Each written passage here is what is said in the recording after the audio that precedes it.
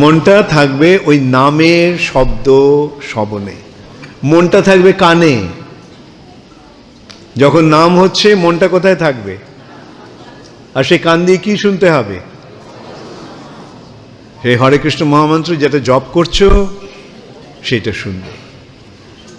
হ্যাঁ, সেটাকেই বলা হচ্ছে বন্দময়ী সাবধান মতে।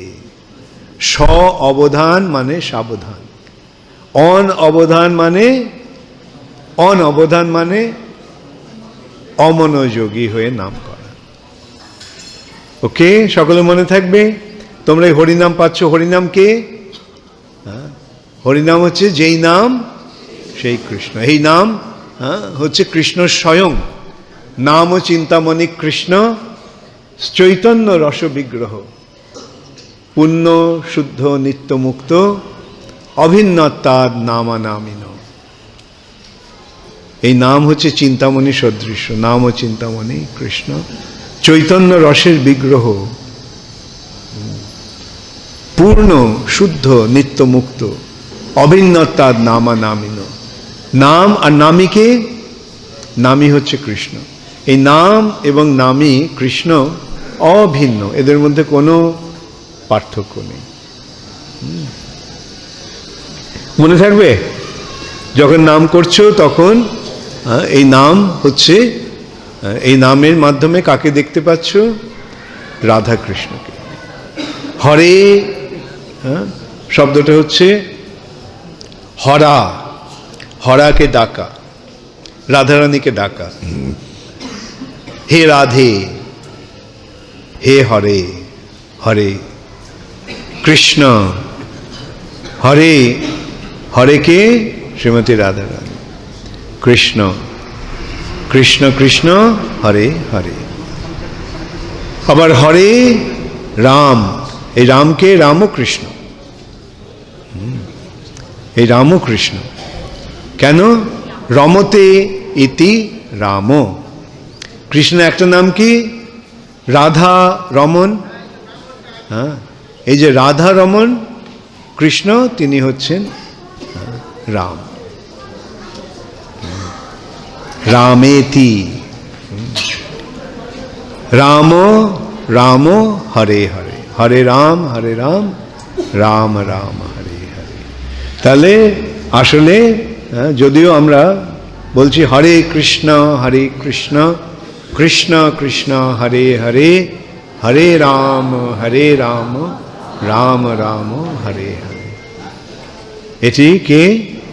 কি এই নামের, এই মন্ত্রের মাধ্যমে আমরা কি কাকে ডাকছি? রাধে কৃষ্ণ কৃষ্ণ কৃষ্ণ রাধে রাধে, রাধে কৃষ্ণ কৃষ্ণ কৃষ্ণ রাধে রাধে।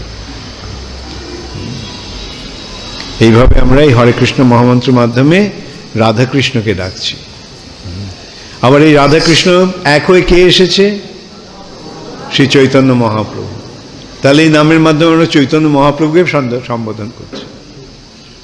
রাধা কৃষ্ণ হচ্ছেন চৈতন্য মহাপ্রভু। রাধা কৃষ্ণ, হরে কৃষ্ণ, কৃষ্ণ চৈতন্য মহাপ্রভু, একে তাকে সম্বোধন করা হচ্ছে। হ্যাঁ, এগুলো তো সরল বিচার, এগুলোকে মনে রেখো। হ্যাঁ, এর গভীর তত্ত্বটা অত্যন্ত গভীর, যদিও বিষয়টা আপাত দৃষ্টিতে অনেক সরল, কিন্তু এর মূল বিষয়টি অত্যন্ত গভীর। যে রাধা কৃষ্ণ তত্ত্ব, গোলকের প্রেম ধন হরিনাম সংকীর্তন। এই গোলকের যে প্রেম ধন, সেই গোলকের প্রেম ধন মহাপ্রভু নিয়ে এসেছেন আমাদের দেওয়ার জন্য। উন্নত উজ্জ্বল রসান স্বভক্তি শ্রিয়াম, স্বভক্তি শ্রিয়াম। নিজের ভক্তি শিক্ষা দিচ্ছেন শ্রী চৈতন্য মহাপ্রভু, কৃষ্ণ ভক্তির শিক্ষা দিচ্ছেন শ্রীকৃষ্ণ।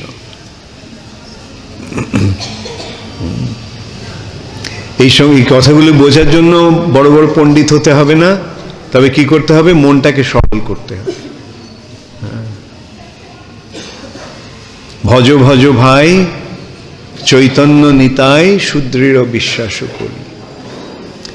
বিষয় ছাড়িয়া সেরসে মজিয়া মুখে বলো হরি হরি। দেখো রে ভাই ত্রিভুবনে নাই এমনও দয়ালু দাতা। চৈতন্য মহাপ্রভুর মতো এরকম দাতা পৃথিবীতে কোথাও নেই। তিনি যে দানটি দিয়েছেন তা তা আমরা কল্পনাও করতে পারি না, কোনো মূল্যায়ন করতে পারি না। এর মূল্য কত? অমূল্য। যাই হোক, এই শ্রদ্ধা সহকারে এই নাম জপ করো। সেই জন্য এই দীক্ষার আয়োজন, তোমরা দীক্ষা পাচ্ছ শ্রদ্ধা সহকারে ভগবানের নাম গ্রহণ করার জন্য। আরেকটা উদ্দেশ্য আমি কালকে বলেছিলাম তোমাদের সকলকে, আরেকটা উদ্দেশ্যকে এই দীক্ষার উদ্দেশ্য হচ্ছে দীক্ষাকালে শিষ্য করে আত্মসমর্পণ, সেই কালে কৃষ্ণ তারে করে আত্মসমর্পণ। দীক্ষার সময় শিষ্য আত্মসমর্পণ করে এবং সেই সময় কৃষ্ণ তাকে আপন করে নেন, নিজের করে নেন। তোমরা কৃষ্ণের হতে চাও না নিজের থাকতে চাও? হ্যাঁ, অতএব এখন থেকে কৃষ্ণের হয়ে যাও, ঠিক আছে? কৃষ্ণের তোমার পরিচয় কি? তুমি এখন থেকে কৃষ্ণ দাস হয়ে গেলে, তাই না?